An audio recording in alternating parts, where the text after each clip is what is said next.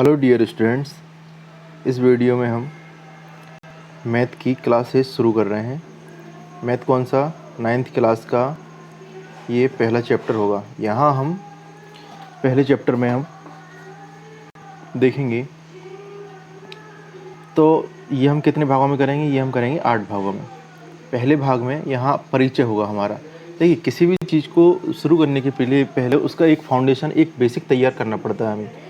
जब भी घर बनता है तो उसका पहले हम नींव से उसका फाउंडेशन क्लियर करते हैं, उसके बाद में हम टॉप पर पहुंचते हैं। तो उसी तरह हमें और गणित में हमें छोटी छोटी चीज़ों का विशेष ध्यान रखना चाहिए। तो ये वैसे हुआ हमारा गणित अध्याय 1। ये पाठ का नाम है, क्या है? संख्या पद्धति। भाग 1 परिचय है। भाग 2 में देखेंगे हम इसका प्रश्नावली जो आपकी है, या एक्सरसाइज है 1.1, 1.1, 1.2, 1.3, 1.4, 1.5, 1.6। ये हम एग्जाम्पल और उसके प्रश्न लगाएंगे। और भाग 8 में हम उसका सारांश और आपको कुछ होमवर्क देंगे और कुछ इंपॉर्टेंट क्वेश्चन बताएंगे इसमें से कि मुख्य प्रश्न क्या क्या हैं, वो हम 8वें भाग में देखेंगे। चलिए, इस वीडियो की ये बात हो गई। अब हम चलते हैं, शुरू करते हैं हम हमारा पहला पार्ट, संख्या पद्धति। ये है परिचय। तो क्या देखना है हमें? प्राकृतिक संख्याएं। पहला क्या है? हमें संख्याओं के बारे में इसमें पढ़ना है अच्छे से। तो संख्याएं कितने प्रकार की होती हैं? संख्याएं बहुत प्रकार की होती हैं, जिसमें से हम पहला देख रहे हैं प्राकृतिक संख्याएं। इसे कैपिटल एन से प्रदर्शित करते हैं। यह संख्याएं 1 से अनंत तक होती हैं। देखिए, ये तो हो गई परिभाषा। अब परिभाषा तो आपने भी पढ़ी है, लेकिन अब इसे दिमाग में कैसे रखें? तो दिमाग में रखने के लिए आप मन में मुझे गिनती सुनाइए। सुना लिया आपने? एक बार फिर से रिपीट कीजिए। मैं समय देता हूँ आपको थोड़ा सा। चलिए, ये भी हो गया। अब वीडियो पॉज कर आप अपनी मम्मी से गिनती पूछिए, अपने पापा से पूछिए, अपनी बहन से पूछिए, अपने भाई से पूछिए, किसी से भी गिनती पूछिए। तो वो शुरुआत करेगा जब वो 1 2 3 4 5 6 7 8 9 10, मतलब शुरू किससे हो रहा है? 1 से हो रहा है, और ये जाएंगे हमेशा अनंत तक, जिसकी कोई सीमा नहीं होती। अनंत का मतलब होता है जिसकी कोई सीमा नहीं होती। तो हम इसे 0 से तो शुरू नहीं कर रहे कि 0 से शुरू कर रहे हैं, 0 1 2 3, या फिर हम -3 -2 -1 0, इस तरह से भी शुरू नहीं कर रहे। तो ये होती हैं प्राकृतिक संख्या, जो नेचुरल तरीके से निकलती है, जो प्राकृतिक तरीके से निकलती हैं उसे। तो ये हुई प्राकृतिक संख्याएं, जो किससे हुई? 1 से शुरू होती हैं, 1 2 3 4। चलिए, इसके बाद हम दूसरा देखते हैं। दूसरा क्या है हमारा? पूर्ण संख्याएं। इसे हम किससे दिखाएंगे? कैपिटल W से। कैपिटल W से हमारी आएंगी पूर्ण संख्या या होल्स नंबर। चलिए ठीक है, इसमें आ रहा है होल, हम इंग्लिश में पढ़ेंगे तो इसकी स्पेलिंग क्या हुई? WHOLE, whole. ये O आ रहा है, हम इसे शून्य मान लेते हैं। ठीक है, शून्य मान लेते हैं। तो ये क्या हुआ कि यह संख्याएं 0 से अनंत तक होती हैं। अर्थात यहाँ पर क्या हो रहा है? पूरी संख्याएं ले रहे हैं। तो पूरी संख्याएं क्या होंगी? क्या आप बताइए, बिना शून्य के संख्याओं की वैल्यू है? नहीं है। तो यहाँ पर 0 1 2 3 4 5 6 7 8 9, मतलब इसमें आएगा 0 0 जुड़ने से ये हो जाएंगे होल नंबर्स, मतलब कंप्लीट नंबर हो जाएंगे ये सभी। चलिए, अब आपको समझ आया। ये परिभाषा हुई, यह संख्या 0 से अनंत तक होती हैं। और 0 से अनंत तक होंगी मतलब कि सिर्फ जो प्राकृतिक संख्या हैं, जो भी हमारे पास हमने पढ़ा है अभी, प्राकृतिक संख्या में हमें 0 इंक्लूड करना होगा, 0 जोड़ना होगा। मतलब 0 से शुरू करनी पड़ेगी। 0 से शुरू हुई मतलब वो पूर्ण संख्या हो गई। और हम प्राकृतिक संख्या मैंने अभी आपको बताया कि आप किस तरह से उन्हें पढ़ेंगे। अब आते हैं पूर्ण नंबर, पूर्णांक से। अब पूर्णांक से क्या तात्पर्य, क्या आशय है हमारा? तो पहले हम इसे किससे प्रदर्शित करेंगे? कैपिटल Z से प्रदर्शित करेंगे। अब हम इसकी परिभाषा पढ़ते हैं।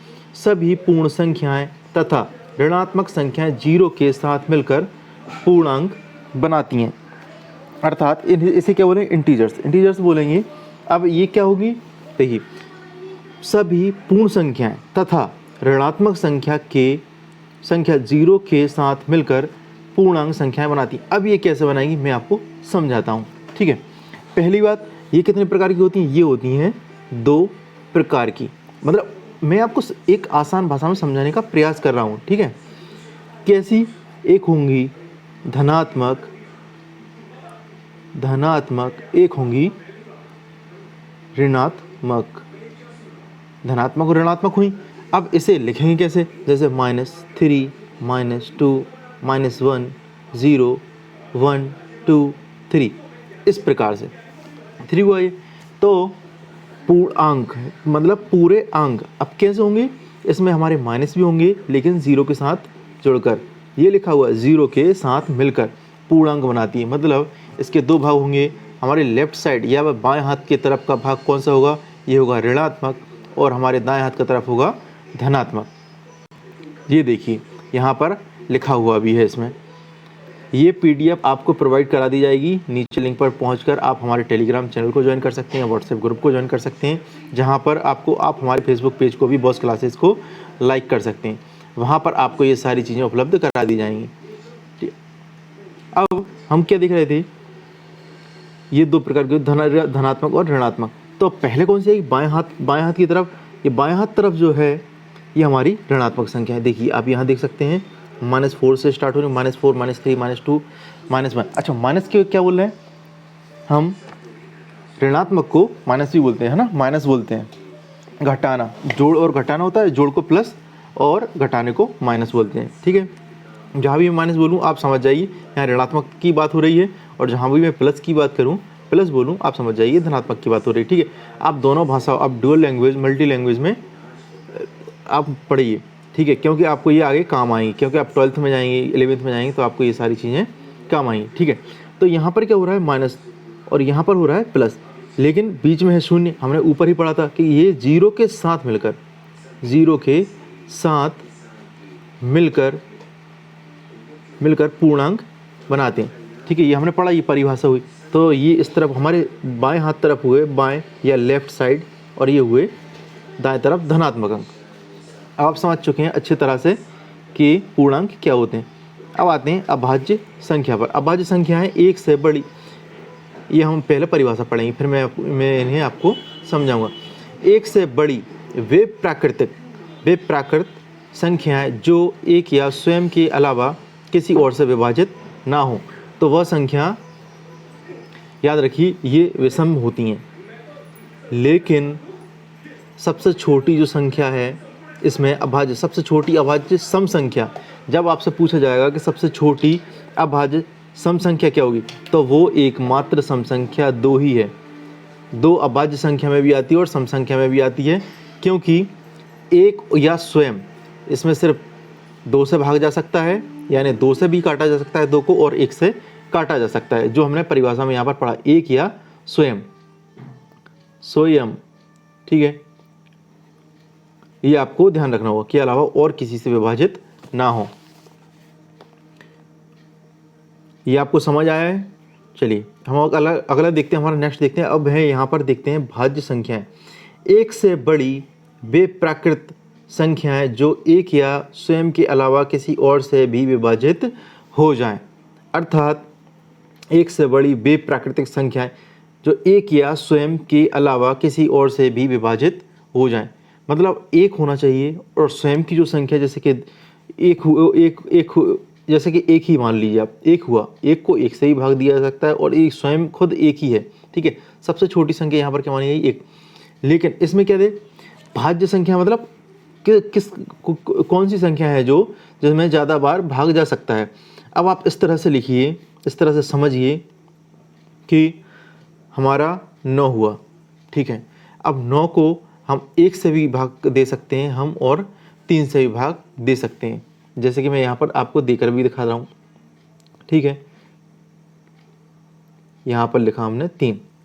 अब 3 का भाग 9 में देंगे, 3 3 का 9 हुआ, और संख्या पूरी कट गई। हम इसे 1 से भाग देंगे तो 1 से भी कट गई, और हम इसे किससे काट सकते हैं, 9 से स्वयं से भी काट सकते हैं। अर्थात हम 9 को किस किस से काट सकते हैं, 1, 3 और 9। हम मतलब एक संख्या हुई, 2 संख्या हुई, 3, ये 3 संख्याओं से हम इसे काट सकते हैं।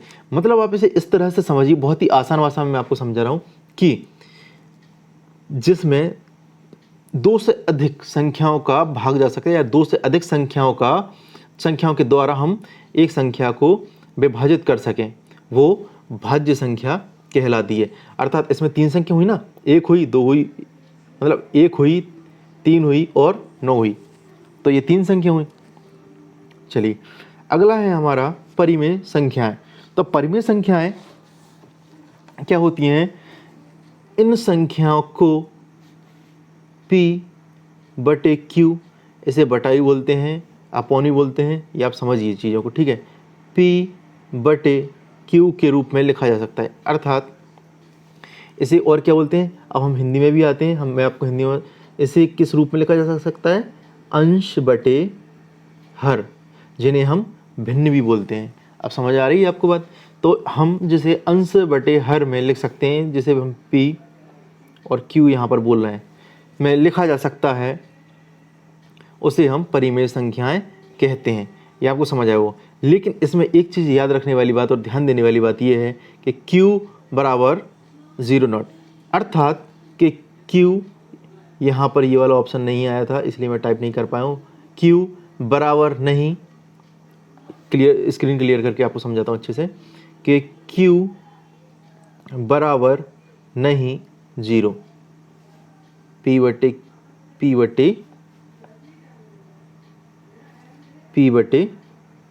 Q। देखिए, इसे हम इस तरह से लिख सकते हैं, जो भी संख्या P बटे Q के फॉर्म में लिखी जाएगी वो परिमेय संख्याएं कहलाएंगी। लेकिन इसमें क्या है, एक कंडीशन कि Q बराबर नहीं 0, अर्थात Q 0 के बराबर हो तो नहीं चलेगा, ये बराबर नहीं हो सकता, क्योंकि ये बराबर नहीं हो सकता, क्योंकि P बटे Q अगर हम लिखेंगे 2/0, हमने 2/0 लिखा तो 0 का कोई वैल्यू नहीं है, ठीक है, तो इसे 2 ही पढ़ा जाएगा, PQ बराबर 2, ठीक है। इसके नीचे शून्य है, क्योंकि जो भी संख्या सिंपल भी लिखी जाती है तो उसके नीचे हम शून्य मान सकते हैं, ठीक है। अब लेकिन अगर 1/2 लिखा गया तो ये हुई परिमेय संख्याएं, क्योंकि ये 1/2 के फॉर्म में है, और ये क्या माना जाता है, इसे हम बोलते हैं आधा या हाफ, याद रखिएगा। चलिए अब हम चलते हैं हमारी अपरिमेय संख्या। अपरिमेय संख्या, अपरिमेय संख्या की पहले हम परिभाषा देखते हैं। वे संख्याएं जिन्हें P बटे Q के रूप में नहीं लिखा जा सकता है, जिन्हें हम P बटे Q के रूप में नहीं लिख सकते, लेकिन तभी भी वो अपरिमेय संख्याएं कहलाती हैं, ठीक है। जैसे कि √2, √3 और पाई इसका सबसे अच्छा उदाहरण है। वे संख्याएं जिन्हें P बटे Q के रूप में नहीं लिखा जा सकता है, तो ये आपको समझ आई। अब लेकिन इसका मान, पाई का मान क्या होता है, 22/7, 22/7 होता है, लेकिन ये P बटे Q के फॉर्म में नहीं है, ये इसका मान, ये इसकी खुद की स्वयं की वैल्यू है, ठीक है। लेकिन ये पूर्णतः सत्यापित नहीं ये मानी गई है, समझ रहे हैं आप। इसका जो दशमलव वाली है 22 दशमलव करके, वो इसकी सही और एक्यूरेट वैल्यू मानी गई है। अब चलते हैं हम हमारी वास्तविक संख्याओं पर। वास्तविक संख्याएं क्या हैं, ये होती हैं रियल नंबर। रियल मतलब वास्तविक है, जो सभी संख्याओं का संग्रह। अब देखिए, हम ऊपर से पढ़ते हुए आ रहे हैं, हमने नेचुरल नंबर पढ़ा, अर्थात प्राकृतिक संख्याएं पढ़ी, पूर्ण संख्याएं पढ़ी, पूर्णांक पढ़े, परिमेय संख्याएं और अपरिमेय संख्याएं हमने पढ़ चुके हैं। तो हम जैसे ही ऊपर से आते जा रहे हैं, तो हमने प्राकृतिक संख्याएं पढ़ी, जो प्रकृति संख्याएं पढ़ी, उसके बाद हमने पूर्ण संख्याएं पढ़ी। अर्थात इसका तात्पर्य क्या हुआ कि 1 2 3 4 से 1 से स्टार्ट हो रही थी प्राकृतिक संख्याएं, और 0 से स्टार्ट हो रही थी हमारी पूर्ण संख्याएं। तो जितनी भी प्राकृतिक संख्याएं वो पूर्ण संख्याओं में आ रही हैं, ठीक है। और जितने भी पूर्ण संख्या है वो पूर्णांक में आ रही है, क्योंकि यहाँ पर ऋणात्मक भी आ रहा है और 0 भी आ रहा है और प्लस की संख्याएं भी आ रही हैं, ठीक है। और उसी तरह वो सारी संख्याएं बढ़ती चली जा रही हैं। अब इसमें देखेंगे वास्तविक संख्या। वास्तविक संख्याओं में सभी संख्याएं आती हैं, ठीक है। ये सभी संख्याओं का संग्रह है। वास्तविक संख्याएं और उनके दशमलव प्रसार, ठीक है। ये सभी संख्याएं आती हैं, संपूर्ण सभी संख्याओं का संग्रह, इतना आपको याद रखना है, वो सभी वास्तविक संख्याएं कहलाती हैं। अब देखते हैं, हम अगले पर चलते हैं, वास्तविक संख्याएं और उनके दशमलव प्रसार। तो ये अगला है हमारा, ठीक है। वास्तविक संख्या और उनके दशमलव का प्रसार, ये कितने प्रकार के होते हैं, ये 3 प्रकार के होते हैं। मैं आपको बहुत ही अच्छे से समझाऊंगा, ठीक है। कौन कौन से होते हैं, शांत, शांत, अशांत, अशांत और अशांत आवर्त हुआ ये आवर्ती, अशांत आवर्ती, और अशांत अशांत अनावर्ती। ऊपर आवर्ती हुआ, ये अनावर्ती हुआ, ये 1 2 और 3। ठीक है, कितने प्रकार के होते हैं? 3 प्रकार के होते हैं। पहले हम शांत का देखते हैं। इस स्थिति में शेष शून्य हो जाता है। समझ आ रही है आपको चीज? इस स्थिति में शेष शून्य हो जाता है, अर्थात हम भाग देकर चेक करते हैं। 2 का भाग देंगे हम 4 में, 2 दूनी 4, शेष शून्य हुआ। ये कौन सी संख्या हुई दशमलव का वास्तव?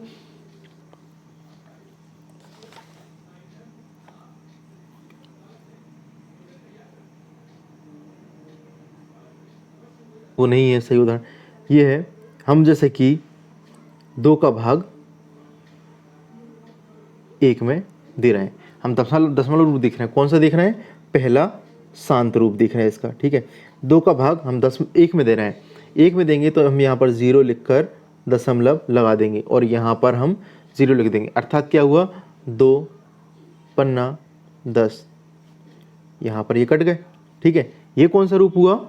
ये शांत रूप हुआ, अर्थात इस स्थिति में शेष शून्य हो जाता है। यहाँ पर शेष शून्य हो गया ना, 10 में से 10 गया, कितना बचा? शून्य बचा। चलिए अब हम दूसरा देखते हैं। दूसरा क्या था हमारा? अशांत।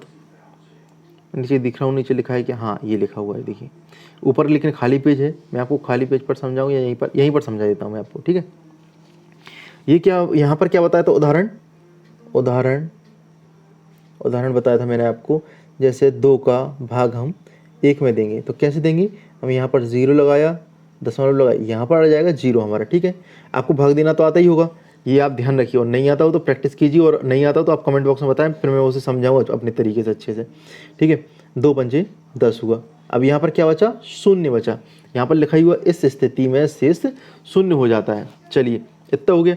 अब देखते हैं हम हमारा सेकंड, अशांत आवर्ती या अनावसानी आवर्ती। इस स्थिति में शेष की पुनरावृत्ति होती है, अर्थात अब यहाँ पर समझिए। अब उदाहरण है, उदाहरण देकर मैं आपको समझाता हूँ कि ये किस तरह से होगा। कि हम 3 का भाग 1 में देंगे। अब 3 का भाग 1 में देंगे तो यहाँ पर जैसे हमने ऊपर किया था, 2 का भाग जब 1 में दिया था तो यहाँ पर 0 लगाया, यहाँ दशमलव लगाई, यहाँ 0 आ गया। अब यहाँ पर 3 तिरका 9, फिर 1 आ गया। अब यहाँ पर फिर शून्य लगा लेंगे, क्योंकि हम यहाँ पर दशमलव लगा चुके, तो अब हम शून्य लगा सकते हैं, शून्य बढ़ा सकते हैं। ठीक है, तो यहाँ पर फिर 3 तिरका 9 आ गया। हम फिर भाग देंगे तो फिर यहाँ पर इसे काटेंगे, ये माइनस करेंगे तो फिर 1 बचा। अब यहाँ पर फिर शून्य बढ़ा देंगे, फिर यहाँ 3 तिरका 9। अर्थात यहाँ पर हम एक चीज़ देख रहे हैं कि यहाँ पर 3 बार बार रिपीट हो रहा है। हम जितनी भी बार भाग देंगे तो एक खींचता चला जाएगा और 3 बार बार रिपीट होगा। तो हम इसकी वैल्यू क्या लिखेंगे? यहाँ पर हम इसकी वैल्यू लिखेंगे 0.3 पर बार। ठीक है, आप इस तरह से अब याद रख लेना कि बार लगाओ ना तो मतलब बार बार वही संख्या आ रही है, बार बार रिपीट हो रही है। चलिए अगला है हमारा तीसरे पर चलते हैं। तीसरा है हमारा अशांत अनावर्ती या अनावसानी आवर्ती। इस स्थिति में शेष की पुनरावृत्ति नहीं होती है। उदाहरण देखेंगे हम। तो जैसे कि √2 हुआ, तो √2 की वैल्यू होती है, हम इसे निकालेंगे जब 0.41 या 42, इस तरह से। मतलब एक बार 4 आ गया, एक बार 1 आ गया, फिर 4 आ गया, फिर 2 आ गया, मतलब इस तरह से वैल्यू चेंज हो रही है अगली। ठीक है, और भी ऐसे कई उदाहरण हैं जिनकी वैल्यू लगातार चेंज होती रहती है। तो वो क्या हुए? हमारे अनावसानी आवर्ती या फिर अशांत अनावर्ती। ये आप इस तरह से याद रखें। अगला है हमारा घातांक नियम। हम घातांक नियम देखते हैं। अभी हमने ये घातें समझ ली ऊपर। अब हम जो भी a² के रूप में इस फॉर्म में लिखी जाएगी तो ये यहाँ पर 2 क्या कहलाएगी? घात। b पर अगर हम यहाँ पर 3 लिख देंगे तो ये क्या कहलाएगी? घात। c पर हम ये 4 लिख देंगे ऊपर तरफ, तो ये क्या कहलाएगी? घात। हम d यहाँ पर होता नहीं है एक्चुअली, a और b के फॉर्म में ही हम लिखते हैं, x² b² x² y² z² के रूप में लिखते हैं। अगर संख्या हो तो हम लिख भी सकते हैं, ये कोई नहीं है। तो ये हमने देखा यहाँ पर कि पहला घातांक का नियम क्या है हमारा? पहला घातांक का नियम है a की घात m गुणा, ये गुणा का निशान है, और a की घात n बराबर बराबर हुआ a m प्लस n। समझ रहे हैं आप चीज़ों के लिए? जैसे कि अब a बराबर 2 हम मान लेते हैं, माना कि a बराबर 2 हुआ, ठीक है। तो यहाँ हमने मान रखा 2 पे घात है, चढ़ा दो हम, और m की वैल्यू क्या मान लेते हैं हम? m की वैल्यू मान लेते हैं 2 और n की वैल्यू मान लेते हैं 3। देखिए हम सबसे छोटी संख्या लेकर चलेंगे, क्योंकि छोटी संख्याओं का कैलकुलेशन जल्दी हो जाता है, इसलिए हम छोटी संख्या। तो यहाँ पर ये हमने फॉर्मूला देख लिया कि क्या चढ़ा हुआ है। जैसे कि ये संख्या ये भी a है, ये भी a है, और ऊपर m और n है। तो क्या करेंगे हम? अब हमारी क्या हुआ, m हो गया 2 और n हो गया 3, तो 2 प्लस 3, ठीक है। तो अब ये क्या हुआ, ये क्या हुआ, 2 पे घात 5 हो जाएगा। अब समझिए इस चीज़ को, मैं समझाता हूँ आपको। तो ये अब इसके के लिए हम अगर और सॉल्व करेंगे, आगे जाएंगे, तो ये कैसा होगा, 2 गुणा 5 बार लिखेंगे, 2 गुणा 2 गुणा 2 गुणा 2 गुणा 2। अब इसे हम करेंगे 2 दूनी 4, 4 दूनी 8, 8 दूनी 16 और 16 दूनी 32, 32 इसका उत्तर आ गया हमारा। कैसे आया? अब देखिए इसमें हमने m और n को जोड़ा क्यों? m और n को इसलिए जोड़ा क्योंकि a यहाँ पर जो संख्या है ये समान है ना, a और a। अगर यहाँ पर a और b होती तो फॉर्मूला कुछ और होगा, वो मैं आपको आगे बताऊंगा, ठीक है। अब ये आप समझिए, यहाँ पर a और a था और ऊपर की घात समान नहीं थी, लेकिन इनमें गुणा हो रहा, तो ये क्या करेंगी, घातें ऊपर की जुड़ जाएंगी, ये आपको याद रखना है। अब इसका हम दूसरा नियम देखते हैं। दूसरा नियम क्या है? दूसरा है हमारा a पे घात m कोष्टक n, ठीक है। अर्थात ये देखिए कोष्टक है, मतलब घातों में गुणा हो रहा है, a बराबर m इंटू n। अब यहाँ पर इंटू लिखने की जरूरत नहीं, इंटू मतलब गुणा लिखने की तो जरूरत है नहीं, m और n हो गया, ठीक है। अब हमने a, जैसे हमने इससे पहले वाले जो नियम देखा था उसमें हमने a बराबर 2 माना था, तो हम 2 ही लेकर चलेंगे, क्योंकि ये सबसे छोटी संख्या, कैलकुलेशन जल्दी हो जाता है। और आप प्रैक्टिस के लिए, उदाहरण के लिए आप बड़ी संख्या भी ले सकते हैं, कैलकुलेशन घर में बैठ के कर सकते हैं। चलिए अब a बराबर हुआ 2, तो 2 पे घात हुई m और कोष्टक n। अब यहाँ पर भी हम क्या मानेंगे, m बराबर मानेंगे हम 3 और n बराबर मानेंगे 2, या फिर किसी को भी 2 या 3 मान सकते हैं हम, जस्ट लाइक एग्जाम्पल, ठीक है। आप इस चीज़ को समझते चलिए। तो इनका क्या होगा, गुणा होगा। अब देखिए यहाँ पर क्या हुआ, वहाँ पर संख्याएं जुड़ रही थी जब संख्या और संख्या में गुणा हो रहा था, यहाँ पर संख्या और यहाँ पर घातांक में ही गुणा हो रहा है, ठीक है। घात के अगर कोष्टक के बाहर लिखिए तो इसमें गुणा होगा। तो यहाँ पर हमने लिख दिया 3 और 2, ठीक है, 2 की घात 3 कोष्टक बंद और घात 2। अब आगे से सॉल्व करेंगे तो क्या हुआ कि जैसे मैंने बताया कि गुणा हो जाएगा, 2 पे घात 6 हुए। अब इसे आगे सॉल्व करेंगे, जैसे हमने पहले सॉल्व किया था ना कि घात लगी हो तो उतनी बार उस संख्या का आपस में गुणा होगा। तो यहाँ पर हम 2 लिखेंगे 6 बार, 3 4 5 और 6 बार, ठीक है। अब हम इसे आपस में गुणा करेंगे, 2 दूनी 4 दूनी 8 दूनी 16 दूनी 32 और 64, ठीक है। यहाँ पर इसका उत्तर हो गया 64। आपको समझना है, इस वीडियो को बार बार प्ले कर भी आप देख सकते हैं, ठीक है। और कोई और अन्य समस्या है तो आप कमेंट बॉक्स में मुझे बता सकते हैं। यहाँ पर आई बटन पर क्लिक कर आप बाकी सारे वीडियो और इस की सीरीज़ देख सकते हैं, जो मैथ सीरीज़ है, साइंस सीरीज़ है, 9th की और भी सारी प्ले लिस्टेज हैं, वो आप सारी चीज़ें देख सकते हैं। अब हम चलते हैं अगले नियम पर। इसका तीसरा नियम है a बटे a, लेकिन a पे घात m और a पे घात n, ठीक है। आगे चले हम, इसे करा हमने a m माइनस n। अब देखिए यहाँ पर a बटा a है, मतलब 2 का भाग 2 में जा रहा है, लेकिन संख्याएं ऊपर जो घात चढ़ी है वो घात अलग अलग है। तो यहाँ पर जो घात है वो आपस में माइनस होंगी, ऊपर वाली घात से माइनस होगी नीचे वाली घात, यानी m माइनस n होगा। ये याद रखिएगा, ऊपर वाली जो संख्या तो वही रही, लेकिन हम नीचे से उठाकर इसे ले गए ना ऊपर, ठीक है। यहाँ पर हमने सीधी बात, एक ही है संख्या, ये है संख्या, 2 लिखा और m माइनस n कर दिया, ठीक है। हम इसे थोड़ा सा क्लियर तरीके से देख रहे हैं, हमने क्लियर तरीके से देखा। तीसरा ये हम उदाहरण देख रहे हैं किसका, घातांक नियम का। ये आप देखते चलिए हम क्या चीज़ पढ़ रहे हैं, आपके दिमाग में रहना चाहिए चीज़। तो ए पे घात हुई m और ए पे घात हुई n इक्वल टू, बराबर को इक्वल बोलते हैं, क्यों इक्वल यानी बराबर होता है, इंग्लिश में बोलते हैं ना इक्वल। जहाँ भी मैं बोलूँ आप याद रखिएगा, और जो भी चीज़ समझना है, जो भी वर्ड आपको समझना है कि मैंने ये क्या बोला है, तो आप कमेंट बॉक्स में बताएं, मैं आप उसको हिंदी में लिख कर बताऊँगा। अगर हिंदी में आपको समझ आ रहा है और अगर इंग्लिश में समझ नहीं आ रहा तो मैं आपको हिंदी में भी लिख कर दोनों भाषा में समझा सकता हूँ कमेंट बॉक्स में। चलिए, तो क्या हुआ, ए माइनस ए पे घात m माइनस n, ये ऊपर चढ़ी हुई है, मैं आपको थोड़ा सा और क्लियर करके लिखता हूँ, ए m माइनस n, ठीक है, ये हुआ। अब a बराबर हमने क्या माना था 2, यहाँ पर भी हम 2 मानेंगे। अब यहाँ पर माना हमने m कितना 4 माना, ये आपको समझाने के लिए मैं ऐसी सम संख्या ले रहा हूँ, ठीक है। m बराबर 4 माना और 2 यहाँ पर माना 2, n बराबर 2 माना, m बराबर 4 और ये 1 हुआ और n बराबर 2, ठीक है, ये माना हमने। अब हम इसे सॉल्व करेंगे इसी फॉर्मूले से, किस फॉर्मूले से, जो हमने पढ़ा था कि ए पे घात m बटे ए पे घात n। तो यहाँ पर 2 तो लिख ही लेंगे क्योंकि ये एक सी समान संख्या है, एक संख्या है, ठीक है, और 4 माइनस 2 कर देंगे तो आगे चलकर हम क्या हो जाएगा, ये 4 में से 2 गया तो 2 पे घात 2, अर्थात जैसे मैंने बताया था आपको 2 गुणा 2, इसका उत्तर हो जाएगा 4। समझ आया ये नियम, ये घातांक का तीसरा नियम था। अब हम चलते हैं घातांक के चौथे नियम पर। ये हम देखते हैं चौथा नियम इसका, ए पे घात m इंटू बी पे घात m। देखिए अभी हम समान संख्या दिख रहे थे, लेकिन यहाँ पर संख्या बदल गई, a और b हो गई, यहाँ पर संख्या बदली, लेकिन ऊपर घात अब सेम हो गई, घात एक सी है ना, m हो गया।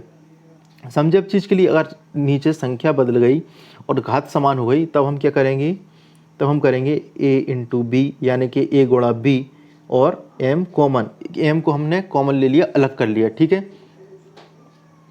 अब होगा 2 पे घात 2 गुणा 3 पे घात 2, ये हमने संख्या बदल ली, समझ आ रहा है।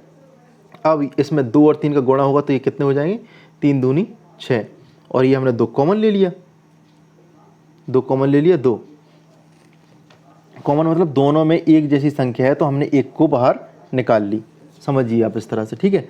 अब ये जैसा हमने पहले करे हैं सारे उत्तर, तो 6 इंटू 6 अर्थात 6 गुणा 6 कितने हुए, 6 6 36, इसका उत्तर हो जाएगा 36। चलिए, ये आपने हमारा वीडियो यहाँ पर समाप्त होता है। हमने यहाँ मैथ का पहला वीडियो भाग 1 कंप्लीट किया है। आपको वीडियो पसंद आया हो तो लाइक करें, चैनल को सब्सक्राइब करें, जिससे